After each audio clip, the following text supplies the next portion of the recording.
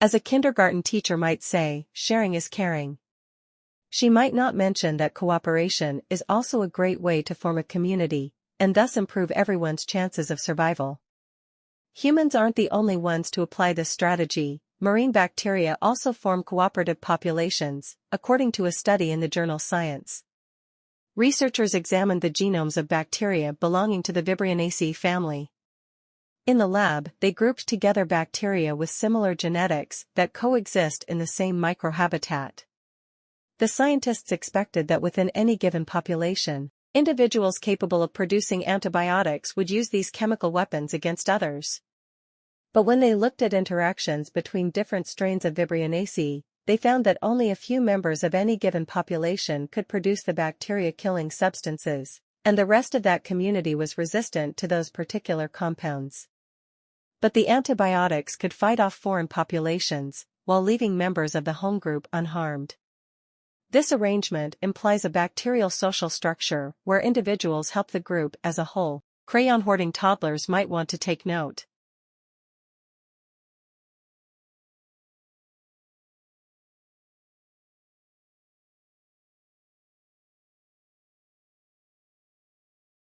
Japan's Fukushima Daiichi nuclear power plant suffered 3 meltdowns last year. Paired with hydrogen explosions, these meltdowns allowed radioactive material to escape. So what's the effect on the environment and human health? The first clues come from what's called the pale grass blue butterfly. This delicate insect's wings change color and pattern in response to environmental changes. The offspring of female butterflies caught in the Fukushima region 6 months after the meltdown sported such color pattern changes, as well as deformed legs, antennae, wings, and even eyes. The deformities persisted and got worse in the second generation of offspring as well. The same deformities were found in butterflies collected from the wild. And the researchers induced similar effects by exposing normal butterflies to radiation from cesium particles like those that escaped Fukushima Daiichi. The research is in the journal Nature Scientific Reports. As for people, more than 3,000 individuals from a town 23 kilometers north of the stricken nuclear plant also bore detectable levels of radioactive cesium in their bodies. Their total dose of less than 1 millisievert is considered safe, and no radiation sickness was observed.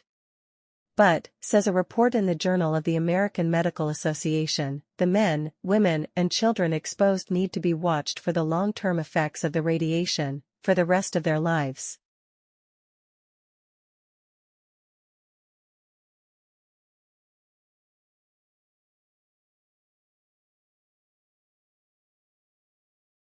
Meetings, calls, kids, dogs, errands, exercise, and all those emails.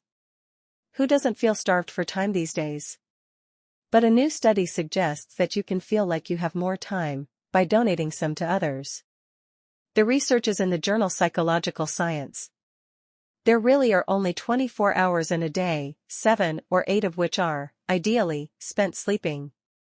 And a time commitment does take time. But researchers found that if people felt like they had done something for others, their perception was that they had gotten more done than people who killed time, spent time on themselves, or got unexpected free time. And that made them feel like they had more time overall. You don't even have to spend your whole Sunday volunteering. The helping tasks in the study took only about 5 to 15 minutes. They included things like editing a student's essay or writing a note to a sick child. Time donators also felt like they could do more with their time, making them even more willing to give time in the future.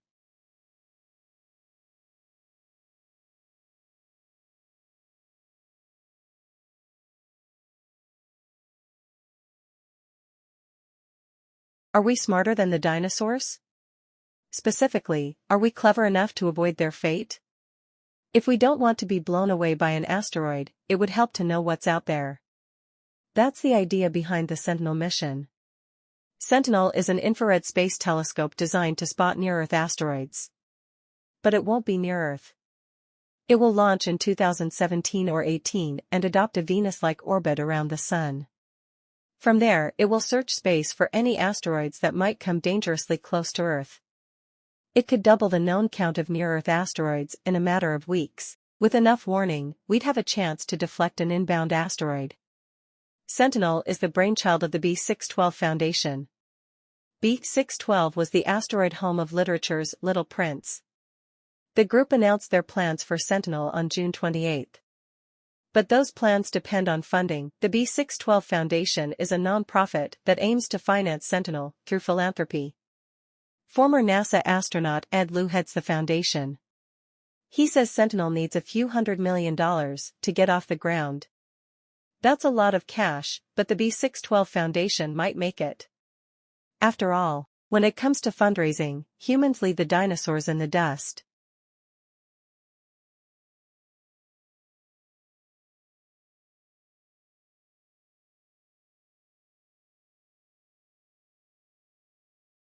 Kids from the ages of 2 to 19 consume about 7 trillion calories in sugar-sweetened beverages per year, according to Steve Gortmaker of the Harvard School of Public Health. He spoke at the Obesity Society annual scientific meeting in San Antonio on September 23. 7 trillion is a lot of calories in sugar-sweetened beverages. At, for example, 50 cents per can, it's about $24 billion a year. All of those dollars and sugary calories are stoking the childhood obesity epidemic. Currently, in the U.S., about 17% of children and adolescents are obese. That's more than 12.5 million kids. And new research in the British Medical Journal suggests that obese children will have much higher risk factors for cardiovascular disease as adults. Even as kids, their hearts are changing shape to look like those of adults at risk for heart disease. But the good news is that simply cutting out an about of 64 calories a day from kids' diets could start to level out the steep rise in childhood obesity. That's equivalent to less than half a can of most non-diet sodas.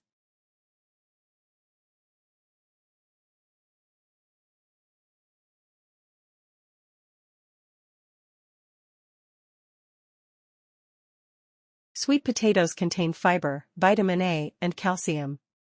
But the way that scientists think they can make them even more healthful is literally shocking. Researchers found that giving a jolt of electricity to sweet potatoes increased the level of antioxidants known as polyphenol by 60%. The investigators placed sweet potatoes in a solution of sodium chloride. They found that 0.2 amps of direct current gave the potatoes nearly 1.5 times more antioxidants than potatoes that weren't shocked. The research was presented at the national meeting of the American Chemical Society. It seems that the electric zap stressed the potatoes into producing more polyphenol as a protective mechanism. And the treatment did not sacrifice flavor. Previous research has shown that electrically supercharging white potatoes increases antioxidant levels. So perhaps it's only a matter of time before other fruits and vegetables get shock therapy, too.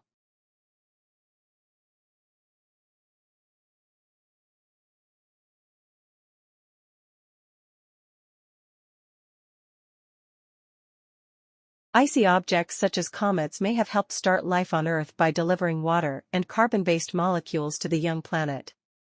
Because putting something on ice doesn't necessarily keep it from changing, a new study finds that even in frigid, deep space environments, simple hydrocarbon molecules can react to become more complex ones. The process even works when temperatures drop to near absolute zero. But just what kind of organic molecules would exist on the icy bodies of a forming solar system? Researchers at the Jet Propulsion Laboratory in Pasadena, California, investigated how organic molecules might evolve toward greater complexity even in the cold of interstellar space. The scientists found that ultraviolet light, which radiates from stars and galaxies, can induce rapid changes in icy hydrocarbon molecules cooled to 5 Kelvin. That's a frosty minus 451 degrees Fahrenheit. The chemical reactions resulted in molecules of more complexity, which is the right direction to go if you want to eventually make amino acids and biological molecules.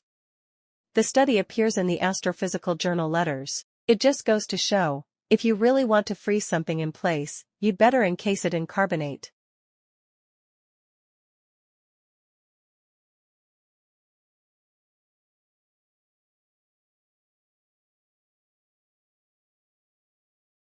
Secret identities aren't just for superheroes anymore.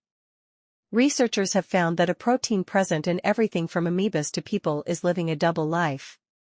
Once it binds to DNA, the protein, called RFAH, rips apart, and then refolds into a different shape, to do a different job. RFAH is a transcription protein, attached to or freed from a stretch of DNA. It determines if a gene is expressed or not. But once the protein has carried out its task, its helical structure unravels. Within seconds, it refolds into a barrel structure, which has a new role, this time in translation, where it helps the cell produce amino acids for new proteins. The study is in the journal Cell. The next step is to find out if the barrel can refold into the helix. After that, researchers want to see if proteins similar to RFAH, which are present in all life on Earth, are capable of comparable molecular contortion. Which would mean a lot more bang for our protein buck.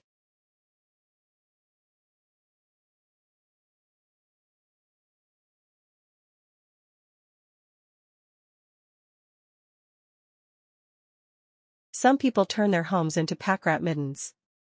Such hoarding was thought to be a type of obsessive-compulsive disorder, OCD. But in the most recent Diagnostic Manual of Psychological Disorders, hoarding is proposed to be a unique condition. It's now thought to be more about avoiding making decisions about possessions than a general obsession with them. In a recent study, scientists compared the brain activity of hoarders with that of those with OCD, while the subjects were deciding whether to keep or toss their own junk mail and the junk mail of others. Ownership did not affect the brain activity or choices of those with OCD. But the hoarders were different. Their decision-making brain circuit was quiet when contemplating others' mail, but became overactive for decisions about their own mail. Not surprisingly, hoarders kept significantly more of their own mail than the OCD group did. The study is in the Archives of General Psychiatry. Hoarders' self-ratings of indecisiveness correlated with the amount of activity in brain circuits related to exaggerated perception of the risk of a wrong decision. The researchers suggest that hoarding behavior has its own specific symptoms and should be treated differently than OCD.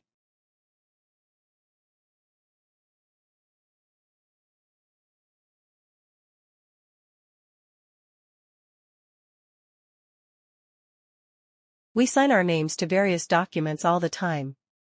Some signatures seal a legal contract. Others pledge us to an action. Now a study finds that when and where someone signs a document can influence the likelihood of them being honest or cheating.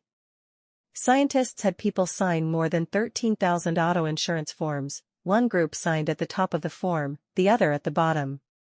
And those who signed at the top admitted to nearly 2,500 more miles of usage than those who signed at the bottom, which translated into a $48 difference in annual premiums. According to the researchers, because the top signers put their names on the document before they were even tempted to fabricate information, they are less likely to act dishonestly. The study is in the Proceedings of the National Academy of Sciences. Many people routinely deceive themselves to rationalize dishonest behavior. The $345 billion gap between what people should be paying in U.S. taxes and what they claim isn't just due to chronic liars. It also depends on normally honest people stretching the truth. Perhaps having taxpayers sign their forms before filling them out would cut down on that stretching.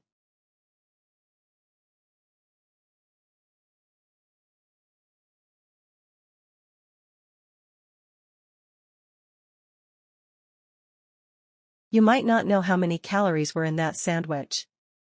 But if you got lunch at the Massachusetts General Hospital cafeteria, you could tell with one glance whether you'd made a healthful choice. Offerings are color-coded. Simply posting calories does not always get consumers to make healthier choices. So researchers tried something different. Mass General's cafeteria food and beverage options were classified as least, somewhat, or most healthful with red, yellow, or green labels. Green is healthiest. Researchers then tracked some 4,600 employees. About 6 months after the changes were made, the purchases of red label food decreased by more than 15%, and red beverages dropped by 39%.